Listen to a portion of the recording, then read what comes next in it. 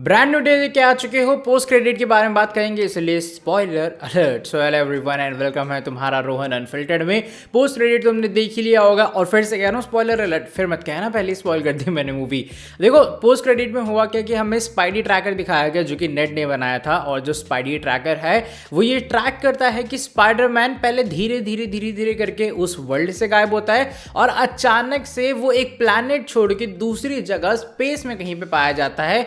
और वो होता है कि लोकेशन तो अननोन है लेकिन स्पाइडरमैन मिल चुका है। इसका मतलब ये कि स्पाइडरमैन अपने यूनिवर्स से गायब होगा और वो कहीं और पाया जाएगा। अब ये बहुत लोगों को लगा बहुत ही बेकार पोस्ट क्रेडिट सीन था, एकदम वाहियात सा, मतलब कुछ सेंस बनाता नहीं है और मार्वल वालों ने पता नहीं क्या किया। एंड इवन उसके बाद जो वो आता है ना कि रिटर्न वाला लिख के, तो बस ये लिखा है स्पाइडरमैन विल रिटर्न, ये भी नहीं था डूम्सडे सीक्रेट वॉर स्पाइडरमैन की 5th मूवी आएगी कि क्या होगा वो कुछ नहीं बताया इन लोगों ने। बस ये था कि स्पाइडरमैन भैया विल रिटर्न, ऐसा करके खत्म होता है।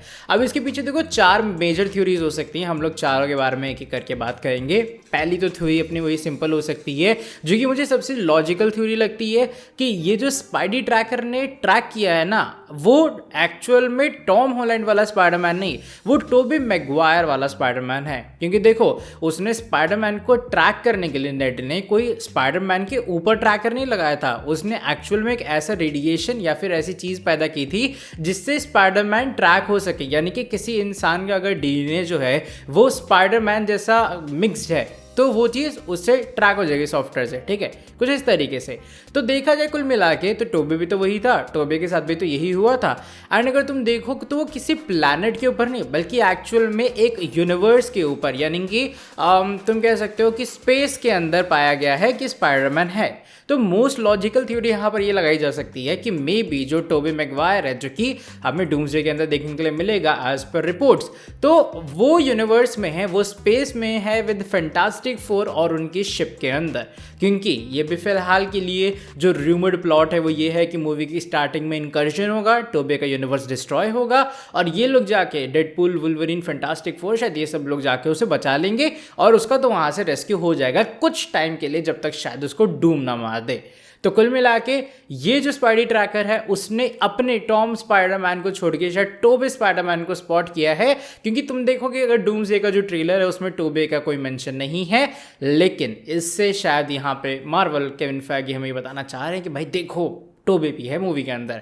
एक और जो मुझे थ्योरी समझ आती है वो कुल मिला के ये हो सकती है कि मे बी जानबूझ के इसलिए दिखाया गया है क्योंकि इनकर्जन स्पाइडरमैन टॉम हॉलैंड की जो अर्थ है, जो यूनिवर्स है, उसके ऊपर भी होगा और टॉम को बचाने के लिए, या फिर मैं कहूँ स्पाइडरमैन को बचाने के लिए, जैसे टोबे को रेस्क्यू किया जा रहा है वैसे ही रेस्क्यू किया जाएगा टॉम हॉलैंड स्पाइडरमैन का भी।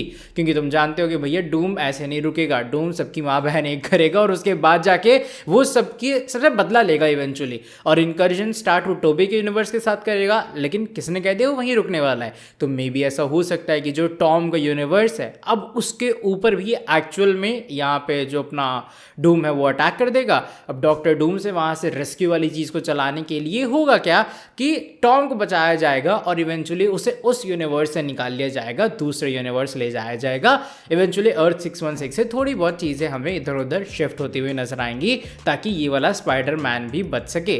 क्योंकि इन्होंने स्पाइडरमैन डूम्सडे में आएगा या फिर नहीं कंफर्म किया नहीं है, लेकिन शायद इस सीक्रेट वॉर्स को लेकर प्लानिंग चल रही है। क्योंकि देखो तुम स्पाइडरमैन गायब हुआ है, वो यूनिवर्स में पाया गया है, तो या फिर ये सीधा डूम्सडे की तरफ इशारा कर रहा है या फिर इस सीक्रेट वॉर्स की तरफ। तो मार्वल वालों ने, मुझे ऐसा लगता है, तुम लोग कहोगे वाहियात पोस्ट क्रेडिट सीन है, बट मार्वल वालों ने ना बहुत ध्यान से खेला है कि अगर डूम्स के अंदर, मतलब डूम्सडे के अंदर भी लोग उम्मीद लगा के बैठे अब आएगा टॉम स्पाइडर, अब आएगा टॉम हॉलैंड वाला स्पाइडर, लेकिन वो आएगा ही नहीं क्योंकि शायद वो सीक्रेट वॉर्स के लिए प्लान किया है, लेकिन हो सकता है उसे डूम्सडे में भी ले आए। तो थोड़ी बहुत ये वाली चीज़ है।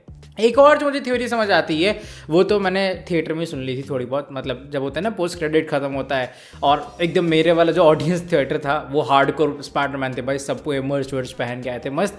तो वहाँ मैंने एक थ्योरी ये सुनी कि प्रोबेबली वो जो इंसान है वो वेनम हो सकता है जो कि स्पॉट किया गया है। तुम जानते हो कि वेनम का जो एक बार पोस्ट क्रेडिट सीन है उसमें स्पाइडरमैन का इंक्लूजन दिखाया था कि भैया दूसरे यूनिवर्स से जो वेनम है वो भी स्पाइडरमैन को देख रहा है। एंड तुम्हें अगर याद हो जो वेनम की जो लास्ट मूवी आई थी, आई गेस उसका नाम था वेनम द लास्ट डांस या फाइनल डांस करके, तो उसमें भी हमें दिखाया गया आखिरी में सिम्बियोट थोड़ा सा बचा है, थोड़ा सा जिंदा है, जो कि एक्चुअल में एक कॉकरोच के ऊपर था। तो इस हिसाब से देखा जाए तो हो सकता है इस बार जो स्पाइडी ट्रैकर है उसने स्पाइडरमैन को नहीं बल्कि वेनम को स्पॉट किया हो, वो भी दूसरे यूनिवर्स के अंदर। और मे बी जब स्पाइडरमैन दोबारा वापस आएगा सीक्रेट वॉर्स वगैरह सबके बाद, तो वेनम वाली जो कहानी ये लोग फाइनली उसको ऐड ऑन करेंगे। तो ये तो थ्योरी मुझे लग रहा है सेंसिबल है, बट वही बात है कि सोनी की बात आ जाती है, फिर वेनम घुसाएंगे वो लोग, नहीं लाएंगे मार्वल्स में, तो ये सब पंगा चलता रहता है, वरना पता नहीं वेनम कब का आ जाता। वैसे एक और थ्योरी है जो कि मुझे बहुत लीस्ट चांस लगते हैं मुझे कि एक्चुअल में ट्रू भी होगी और ये बस एक थ्योरी बन के रह जाएगी। और थ्योरी ये है कि शायद ये जो पोस्ट क्रेडिट सीन के अंदर स्पाइडी ट्रैकर यूज हुआ है या जिसने स्पाइडरमैन को ट्रैक किया किसी और यूनिवर्स में या फिर किसी और अननोन लोकेशन पे, वो एंड्रू गारफील्ड हो सकते हैं। I know it sounds crazy, क्योंकि मैंने जैसा तुम्हें कहा कि it's more sounds like a delusional thing कि भाई ये तो डिल्यूजनल है, ऐसे तो हो ही नहीं सकता। बट मैंने ऐसे रूमर पढ़ा था कहीं ट्विटर पे, मुझे एग्जैक्ट याद नहीं उसका सोर्स क्या था, बट वो ये था कि शायद अमेजिंग स्पाइडरमैन का अगला सीक्वल आ सकता है और वो इन द फ्यूचर हमें शायद देखने के लिए मिलेगा, बिकॉज एंड्रू गारफील्ड को सब पसंद करते हैं यार स्पाइडरमैन, कॉमिक एक्यूरेट स्पाइडरमैन, वही हाइट, वही स्टाइल, वही सब कुछ। तो उस चक्कर में शायद अगर वो लोग उसके अगली सीरीज़ का प्लान करें, अगली सीरीज़ का प्लॉट करें कि हम लोग एक और अमेजिंग स्पाइडरमैन लेके आएंगे फीचरिंग स्टैंड अलोन मूवी जहां पे अपने एंड्रू गारफील्ड होंगे, तो मे बी ये जस्ट उसका टीज था। लेकिन मुझे पता है मैं थोड़ा डिल्यूजनल हो रहा हूँ, बट स्पाइडरमैन और मार्वल की थ्योरीज हम लोग बात करते हैं तो शायद थोड़ा डिल्यूजनल होना बनता भी है। इसके अलावा बात करूँ मैं मूवी की एंडिंग के बारे में भी, तो मूवी की ये तो थ्योरीज थी पोस्ट क्रेडिट सीन के ना, लेकिन मूवी की एंडिंग से दो चीज़ें हमें और पता लगती हैं। पहली बात ये कि नेड को कहीं ना कहीं अभी पता लग चुका है कि पीटर पार्कर ही स्पाइडरमैन है, स्पाइडरमैन ही पीटर पार्कर है और वो उसका दोस्त हुआ करता था। क्योंकि अगर तुमने देखा हो कि क्या हुआ था जब आखिरी में, जो कि मेरा to be very honest one of the favourite moment है मूवी का, जब वो आखिरी में आता है और जानबूझ के नेट से मिलने जाता है, तो उस टाइम वो जो उनका होता है ना ट्रेडमार्क वाला पूरा हैंडशेक वो करते हैं दोनों के दोनों। अब उस टाइम पे नेट इस बात पे हैरान होता है कि उसे वो हैंडशेक आता कैसे है, क्योंकि उसको हर स्टेप पता था और वो खुद हैरान होता है और वो करता जाता है उस चीज़ को। और आखिरी में वो बोलता है पीटर, और तुम्हें याद होगा कि जब बीच में अपनी जीन ग्रे को बचाने जा रहा होता है स्पाइडरमैन, तो उस टाइम जेंडिया को तो पता लग गया, एमजे को तो पता लग गया है कि भैया अपना पीटर ही स्पाइडरमैन है। तो उस टाइम के ऊपर ना कि वो उसे स्पाइडरमैन बुलाती है, वो कहती है पीटर ध्यान रखना। और जब पीटर वहाँ से जाता है तब नेड कहता है कि अच्छा स्पाइडरमैन का नाम पीटर पार्कर है या फिर पीटर है। तो उससे ये तो नेड को पता लग गया कि भाई पीटर नाम का इंसान ही स्पाइडरमैन, और वो ऑलरेडी उसको डिकोड करने में लगा भी हुआ था। आखिर में हैंड चेक कर लिया, पीटर बोल दिया, मतलब ये कि उसको भी कहीं ना कहीं अब याद आ गया है, उनकी मेमोरीज भी रिकॉल हो रही हैं। On the other hand MJ का भी सेम है, एमजे को भी ये पता लग चुका है कि हाँ भाई ये बंदा मुझे प्यार करता था, ये बंदा मेरे लिए दुनिया जहाँ एक करने के लिए तैयार है, और अब मुझे क्या करना है, मुझे धीरे धीरे करके मतलब फिर से इसको जानना है या फिर सब। क्योंकि मेन जो रीज़न है एमजे ने रिजेक्ट किया स्पाइडरमैन को वो ये था कि भाई मैं तो तुम्हें जानती भी नहीं हूँ, तुमने जो मेरे लिए किया वो कर दिया, अब तो हो गया टाटा बाय बाय, वो वाला सीन था। तो कुल मिला के देखा जाए तो भाई ये दो बड़ी टेक हैं पूरी मूवी के एंडिंग से कि नेड एमजे दोनों को चीज़ें याद आ रही हैं। मे बी सीक्रेट वॉर्स में, मे बी डूम्सडे में जब भी अपीयर होगा अपना स्पाइडरमैन टॉम हॉलैंड वाला, या फिर उसकी स्पाइडरमैन की अगली स्टैंड अलोन मूवी में जो कि शायद अगले 5 साल में ये लोग देख ही देंगे, तो तब इनको पूरी याददाश्त वापस आ जाएगी।